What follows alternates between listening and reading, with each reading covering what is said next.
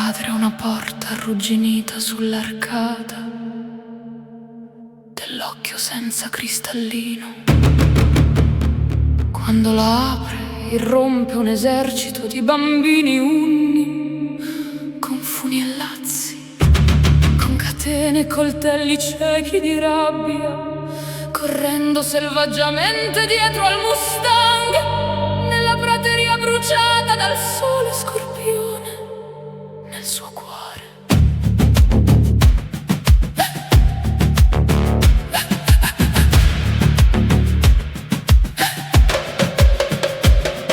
Mio padre dondola sul bordo del letto, come un dolce tra le teglie di casalinghe di lusso sinistro. Scava con le dita ferite in ogni arteria del cuore, stringe il cuore nel pugno e lo spreme con odio, perché scorra tutto il veleno ereditato da suo padre selvaggio con mani di terra gommosa.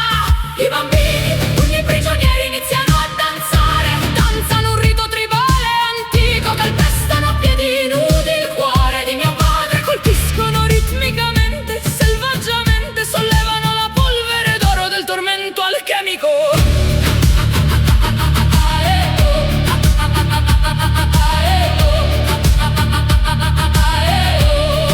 Cavalcano il Mustang che colpisce con gli zoccoli il cuore esausto di mio padre, finché ogni goccia di veleno scorre via, archetipica, infinitesimale, in un incubo arcaico, fino alla terra fresca di primavera.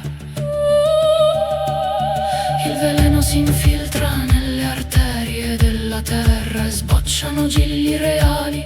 Mio padre cammina nel sonno, coglie i fiori e delira, levita come un bambino felice che corre nel cortile, catturando piccioni selvatici nel volo, mentre il sole scorpione diventa luce di primavera, aspra e dolce,